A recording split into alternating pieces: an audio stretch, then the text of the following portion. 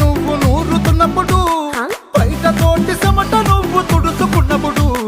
దండాన నీ సొక్కారేస్తున్నప్పుడు, నీ ఒంటి వాసన తెగ గుర్తొచ్చినప్పుడు, రెండు చేతులెత్తి జుట్టు ముడిసినప్పుడు, జండు కత్తుకొని పడుకున్నప్పుడు, అలసిపోయి నువ్వు ఆవలించినప్పుడు, వచ్చుండై ఫీలింగ్స్ వచ్చి వచ్చి చంపేస్తు